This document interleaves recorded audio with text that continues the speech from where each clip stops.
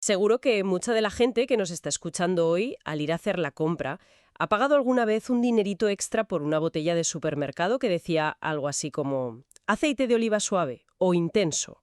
Ujú, totalmente. Es súper común. Pues resulta que no es una variedad exótica de aceituna, ni mucho menos, sino que, bueno, es básicamente una grasa industrial.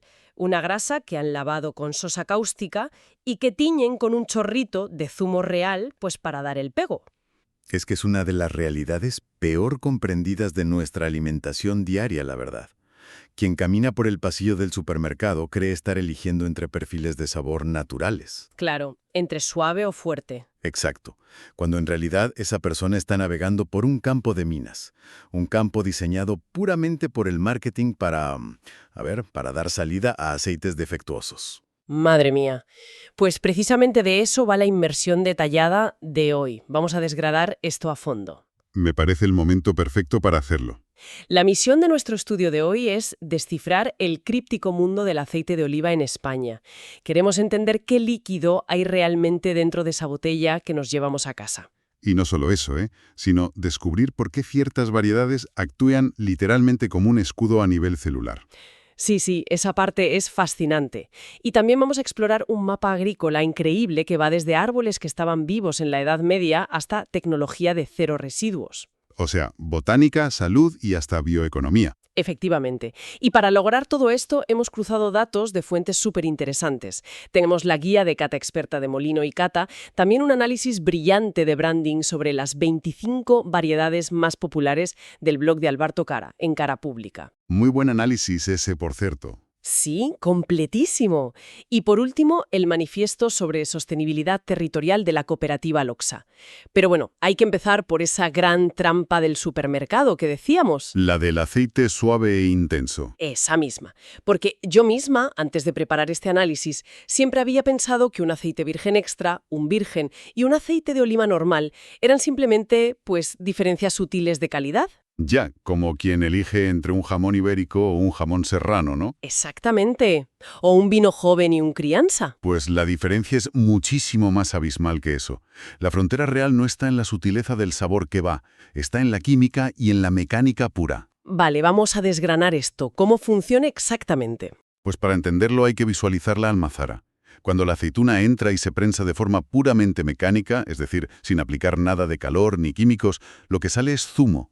Zumo de fruta, literalmente. Literalmente. Si esa aceituna estaba inmaculada, recogida directamente del árbol en su punto óptimo, ese zumo es el aceite de oliva virgen extra, el famoso AOV. El estándar de oro absoluto. Eso es. Y aquí, según la guía de Molino y Cata, siempre se menciona el famoso tema de la acidez. Recuerdo leer que el virgen extra debe tener por ley un máximo de 0,8 grados de acidez, pero ahí siempre me surge una duda. A ver, dime. Cuando probamos un tomate o, no sé, un limón, la acidez es algo que hace fruncir el ceño. Es un sabor en la lengua. ¿En el aceite pasa igual? Pues mira, esa es la confusión más común del mundo. En el aceite la acidez no se detecta con la lengua. No es un sabor. Ah, ¿no? ¿Qué va? Es un parámetro estrictamente de laboratorio, que mide la degradación de la grasa. O sea, una aceituna sana tiene sus grasas súper protegidas dentro de las células. Como en unas cápsulas, digamos. Exacto, en forma de triglicéridos. Pero si la aceituna sufre daño, por ejemplo, si cae al suelo, si un insecto la pica o simplemente si se aplasta durante el transporte en el remolque, Claro, se abolla. pues esa pared celular se rompe. Y al romperse, entran en contacto unas enzimas con la grasa, la descomponen y liberan lo que llamamos ácidos grasos libres. O sea que la acidez no es sabor a vinagre. Es literalmente una medida de cuánta aceituna machacada o en mal estado ha entrado en la prensa. Efectivamente, un 0,8% máximo significa que la materia prima estaba casi intacta. ¡Qué fuerte! Y no solo eso, Además, un panel de catadores humanos tiene que certificar que no hay ni un solo defecto de olor o sabor. Cero sabor a rancio, cero a moho. Perfecto. Y luego, un escalón por debajo, tenemos el aceite de oliva virgen a secas, sin el extra. Sí, el AOVOV, que sigue siendo 100% zumo, extraído mecánicamente, pero aquí la ley permite hasta un 2% de acidez. Es decir, que hubo algo más de maltrato en la fruta o tardó un poco más en prensarse desde que se recogió, ¿no? Eso es. Y en este caso, el panel de cata sí puede detectar ligeros defectos, hasta 3,5 puntos. Vale, hasta aquí todo es muy lógico para quien nos escucha. Son zumos mecánicos con diferente nivel de perfección. Pero, ¿qué pasa cuando la aceituna llega ya podrida, o súper sobremadurada, o recogida del suelo después de días lloviendo? Pues que de ahí sale un zumo imbebible, sale lo que tradicionalmente se conoce como aceite lampante. Lampante. Ese nombre tiene que venir de encender lámparas, fijo. Pues exactamente, el nombre lo explica todo. Durante siglos, ese líquido maloliente y de sabor súper repulsivo solo servía de combustible para las lámparas de aceite. Claro, no se lo comía nadie. Es que es tóxico para el consumo humano en crudo, por su altísima acidez y su grado de oxidación. Y aquí está el núcleo del asunto. A ver. La industria no tira ese aceite lampante por el sumidero, obviamente. Lo mete en camiones cisterna y lo envía directo a una planta de refinado. Y esto es lo que cambia toda la perspectiva. Porque, a ver, el proceso de refinado suena algo sofisticado, a pulir algo. Pero en realidad es una intervención química súper agresiva, ¿verdad? Es una neutralización total. Ese líquido intomable lo meten a temperaturas altísimas que pueden rondar los 200 grados. 200 grados. ¡Qué locura! Usan arcillas de colorantes para quitarle el aspecto turbio oscuro que tiene. Madre mía.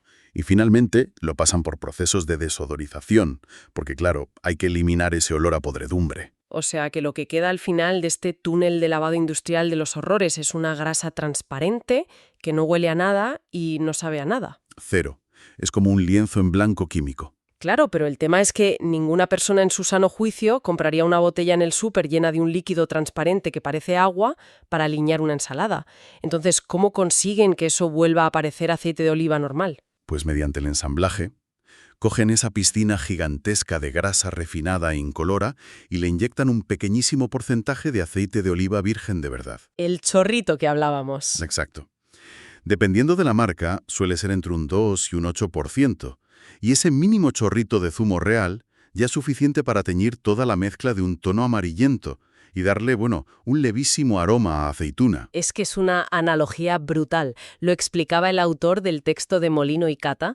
Es exactamente igual que exprimir una naranja fresca y obtener un zumo 100% natural. ¿Sí? Y por otro lado, coger agua carbonatada, echarle un montón de azúcar, añadirle un 1% de concentrado de fruta y llamarlo refresco de naranja. Es la misma trampa, efectivamente. Al final, quien elige una botella que solo dice aceite de oliva intenso, atraído porque a lo mejor es unos céntimos más barato o porque la palabra intenso suena muy gourmet, se está llevando a casa el equivalente al refresco procesado de la industria aceitera. Es que lo fascinante de esto es cómo retuercen el lenguaje. La ironía de la etiqueta intenso es que sugiere que tiene mucho más sabor a aceituna. Claro, intenso, potente. Pues en realidad solo indica que a esa balsa de grasa, inerte y química, le han echado un 8% de aceite virgen en lugar de un triste 2%, que sería el suave. Es de locos. Y el problema de este refino agresivo entiendo que no es solo gastronómico, de que no sepa nada. Que va, ese es solo el principio del problema. El tema grave es que al hervir y lavar químicamente el producto, se destruyen todos los componentes volátiles y microscópicos. Que son precisamente los que hacen del aceite de oliva uno de los alimentos más saludables del planeta. Exactamente. Estás matando el beneficio. Y esto nos lleva directos a la cuestión de la salud. Porque claro, todo el mundo asume que el aceite de oliva es la base milagrosa de nuestra dieta, el santo grial de la dieta mediterránea. Totalmente. Pero, por lo que estamos viendo, esa magia no reside en la grasa resbaladiza en sí, sino en lo que la acompaña en el zumo puro. Y en el análisis de cara pública hay un concepto que aparece constantemente cuando hablan de los beneficios celulares del zumo puro. Los polifenoles. Ah, los polifenoles. Son fascinantes.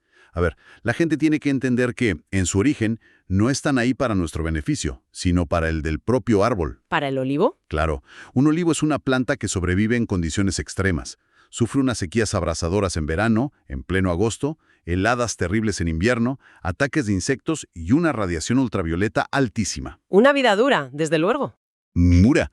Y para no marchitarse ni oxidarse bajo todo ese estrés continuo, el árbol sintetiza su propio escudo químico. Esos son los polifenoles. Son compuestos antioxidantes y antimicrobianos. Ah, vale.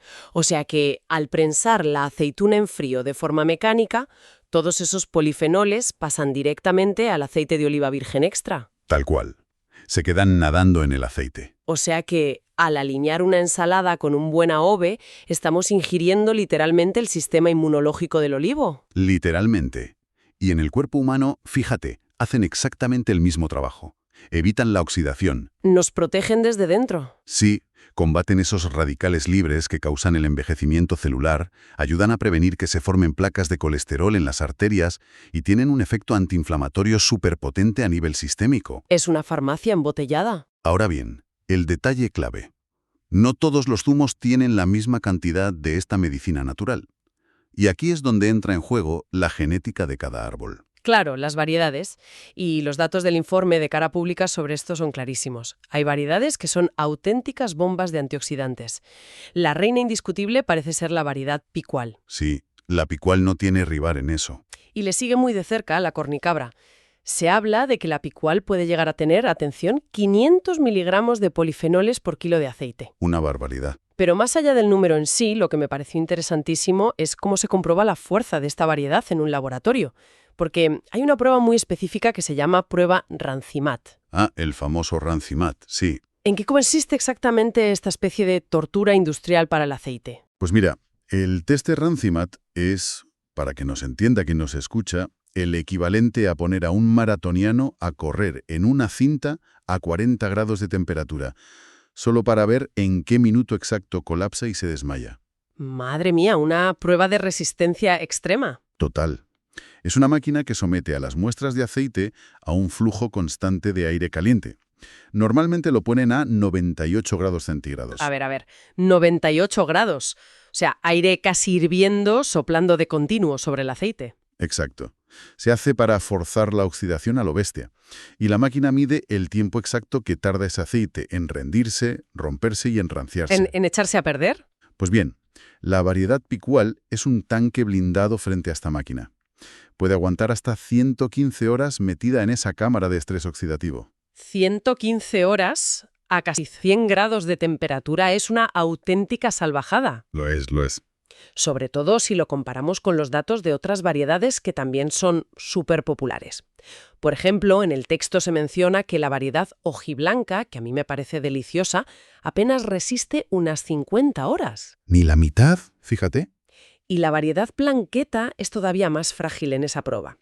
Entonces, ¿a qué se debe esta resistencia tan increíble de la picual? ¿Es solo por la cantidad de polifenoles? No, es una combinación letal a favor de la picual. Por un lado, sí, tiene esa carga masiva de polifenoles, protegiendo el líquido como escudos. Pero por otro, su perfil lipídico es que es casi imbatible. ¿El perfil lipídico? Sí, el tipo de grasas. Alrededor del 80% de las grasas de la picual son ácido oleico. Vale. Lo que lo hace súper estable y dificilísimo de romper por el calor o por el oxígeno. Claro, está bien amarrado, digamos. Eso es. Otras variedades tienen más proporción de ácidos poliinsaturados, como pueden ser el omega 3 o el omega 6. Que siempre nos dicen que son buenísimos. Y son grasas maravillosas para el cuerpo, no lo dudemos. Pero al tener múltiples enlaces dobles en su estructura, reaccionan muchísimo más rápido con el oxígeno y se degradan enseguida. Y esto, fíjate, aterriza en un detalle súper práctico para cualquiera que cocine a diario en su casa.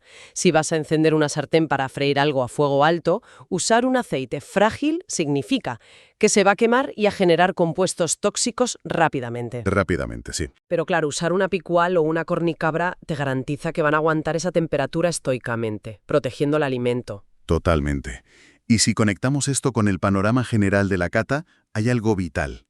Toda esta carga química que la protege determina completamente la experiencia en boca. Ah, el sabor. Claro, muchísima gente prueba un aceite de oliva crudo, de mucha calidad, nota que le raspa ligeramente la garganta provocándole a lo mejor un pequeño golpe de tos. Sí, esa tos picantita típica. O siente un amargor muy intenso en la parte posterior de la lengua, y piensa automáticamente, uy, este aceite está malo, es demasiado fuerte, está rancio. Y en realidad es justo al revés. Ese picor en la garganta y ese amargor son la prueba física y palpable de que te estás tomando la medicina. Tal cual. Son los polifenoles actuando, estimulando directamente los receptores sensoriales que tenemos en el cuello. Es que si un aceite pica y amarga, pero con un perfil de sabor limpio por debajo, es que está vivo. Está repleto de antioxidantes luchando ahí mismo. Claro, te está curando mientras lo comes. Pero a ver, Siendo realistas, la gastronomía no tiene que ser un castigo. Evidentemente, no hay que sufrir para comer sano. Y ese es el gran dilema para mucha gente. Hay paladares que sencillamente no soportan ese carácter tan rotundo, tan amargo y picante de un picual jienense, por ejemplo, para ponerlo en una simple tostada por la mañana. Les resulta demasiado invasivo. Sí.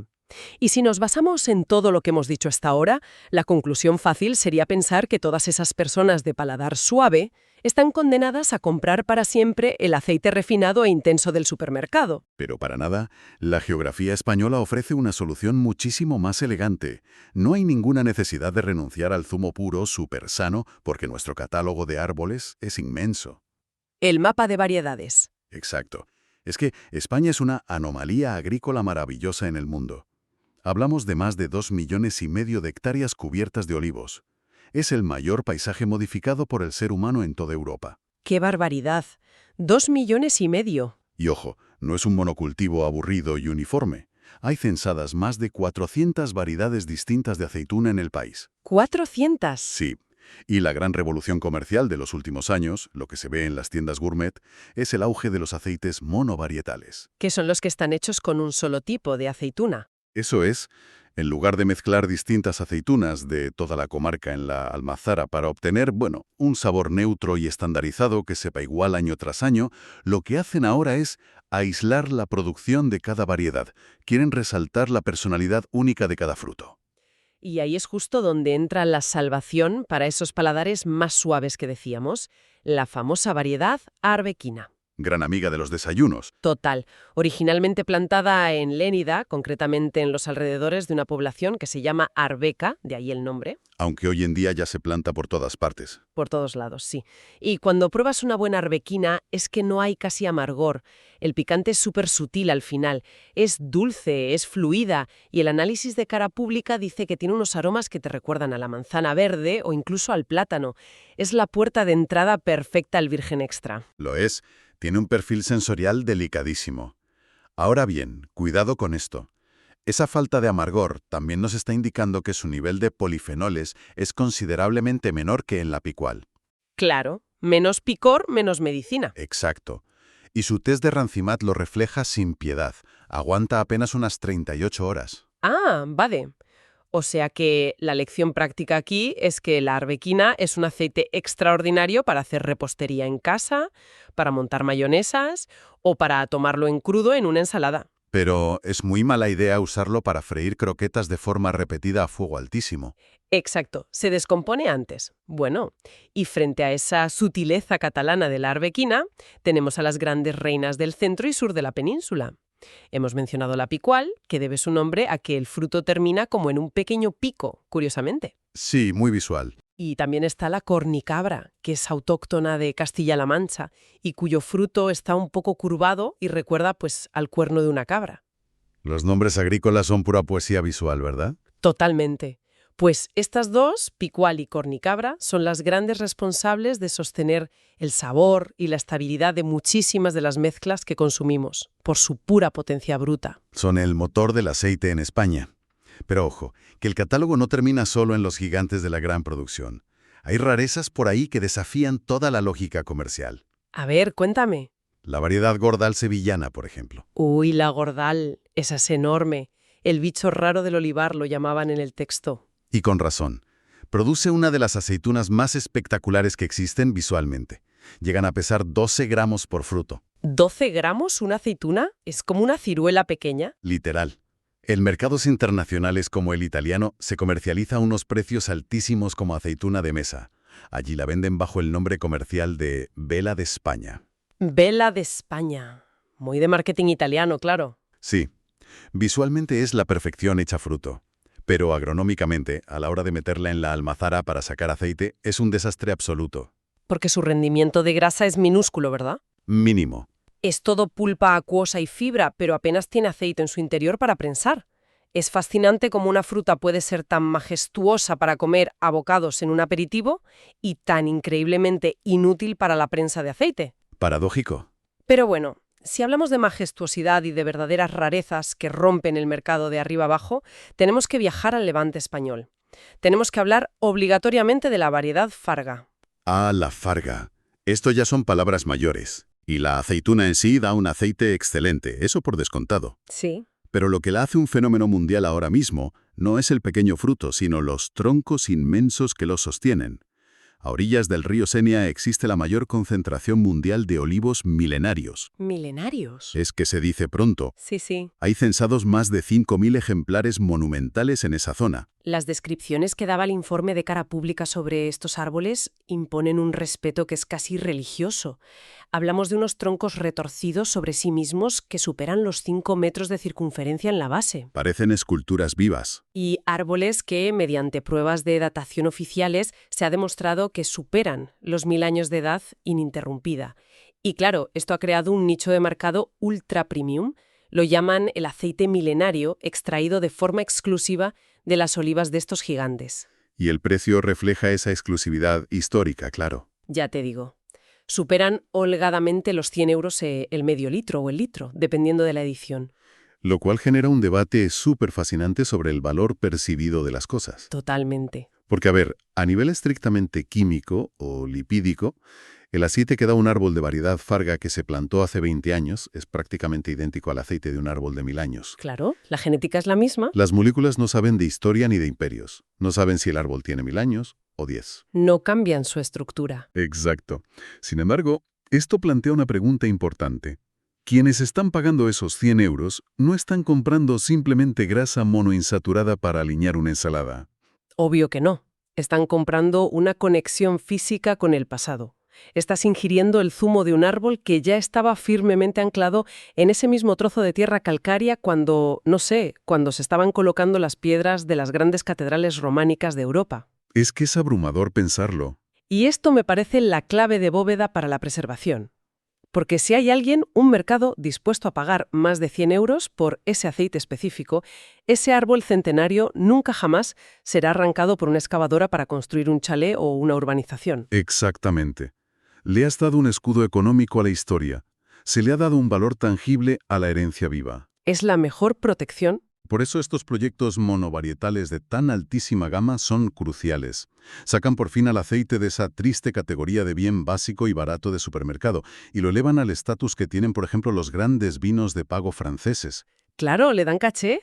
Otorgan un inmenso orgullo a la región. Y ojo, el valor de estos árboles antiguos nos obliga a mirar el entorno de otra manera. Si de verdad queremos que el ecosistema que sostiene todo este patrimonio cultural sobreviva a los próximos 100 años, el viejo modelo agrícola lineal de simplemente extraer, prensar y desechar ya no nos sirve en absoluto. Ese es un salto de perspectiva vital en este análisis. Porque, a ver, es súper fácil centrarse solo en la botella de cristal, en el diseño súper bonito de la etiqueta y en el sabor final. Nos quedamos en lo estético, sí. Y olvidamos por completo el terreno de barro del que surge. Y aquí me encantó leer sobre una iniciativa cooperativa en Andalucía que plantea esto desde un ángulo radicalmente distinto. Ellos ya no ven sus tierras como una simple explotación agraria para exprimir. Han acuñado un término precioso, el bosque andaluz. Es un cambio de paradigma súper profundo, impulsado por grandes grupos como es la cooperativa LOXA. Sí, ellos son los del manifiesto. Ellos consideran que el inmenso olivar del sur es, de facto, el mayor bosque cultivado de toda Europa. Ya no es una simple fábrica al aire libre que produce aceitunas. Es un ecosistema en sí mismo. Es un pulmón medioambiental gigantesco que además actúa como un enorme sumidero de carbono para la atmósfera. Pero claro, este bosque enorme produce una cantidad asombrosa de residuos cada temporada. Normal. Piensa que, para extraer un solo litro de aceite virgen, dejas atrás muchísimos kilos de subproducto. Piel de aceituna, la pulpa mojada, restos de hojas, ramitas y, por supuesto, los huesos. Todo mezclado. Todo junto forma el famoso alperujo. El alperujo, claro, que históricamente, según el texto de LOXA, gestionar esas inmensas piscinas de lodo oscuro, superácido y contaminante, era la absoluta pesadilla ambiental y económica de cualquier almazara de España. Era un problemón terrible. Y aquí es justo donde la tecnología moderna y la bioeconomía circular entran para resolver el entuerto de forma brillante. ¿Cómo lo hacen? Pues la premisa es no desperdiciar absolutamente nada. Lograr el famoso objetivo de cero residuos. Pero ¿cómo convierten ese lodo tan problemático, ese alperujo, en un activo valioso? Pues a través de unos procesos de separación física y de compostaje superavanzados. toda esa materia orgánica húmeda, que a pesar de ser ácida, es riquísima en nitrógeno y minerales, la cogen, la estabilizan, la airean y la fermentan de forma muy controlada. Vale, la dejan curar. Exacto. Hasta que se convierte en un abono natural de primerísima calidad.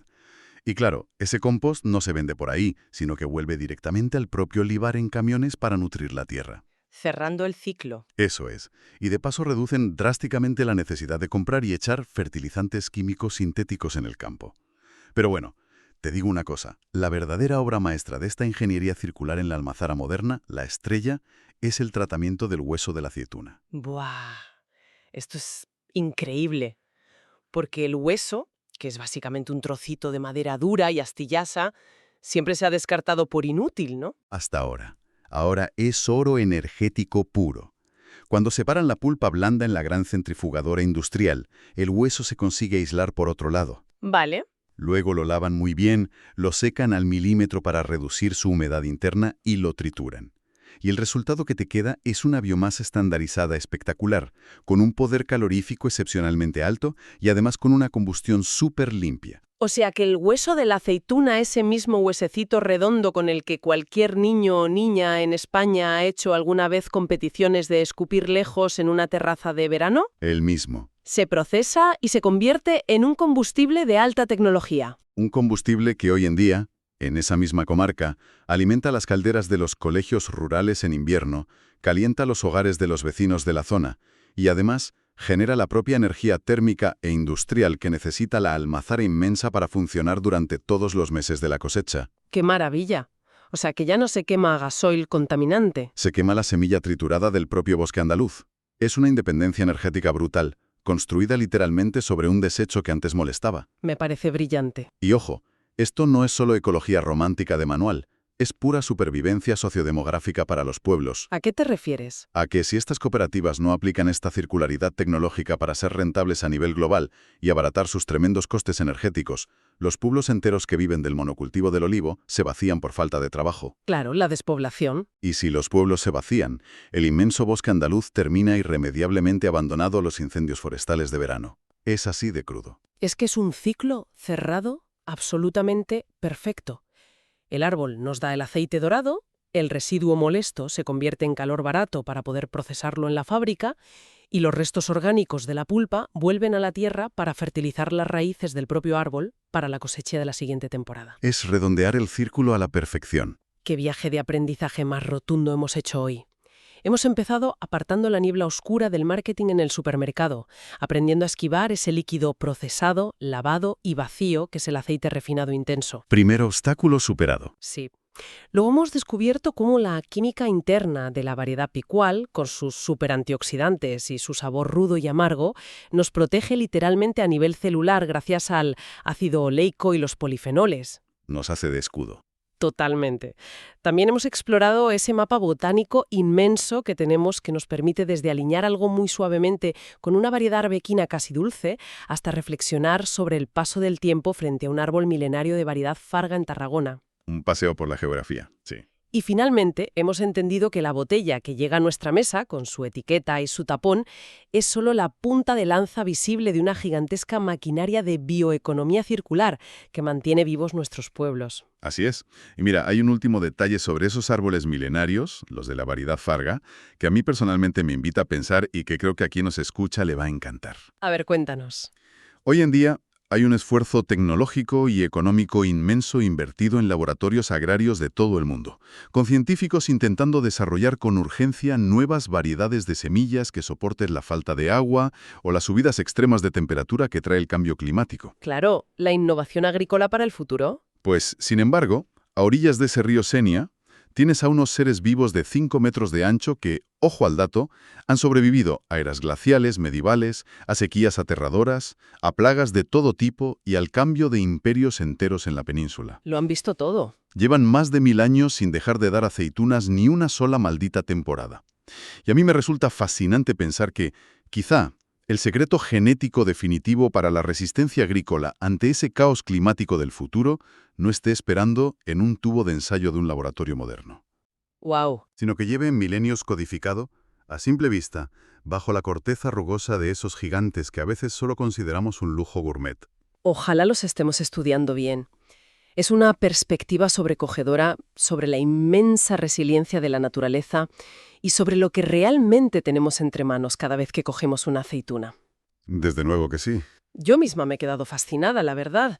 Confío plenamente en que, tras la inmersión detallada de hoy, la próxima vez que cualquiera de las personas que nos está escuchando vaya a enfrentarse al abrumador pasillo de los aceites del supermercado, o simplemente cuando vaya a aliñar un buen tomate esta noche en la cocina de su casa, mire esa botella dorada con unos ojos y un respeto completamente distintos. Muchísimas gracias por este viaje y hasta la próxima.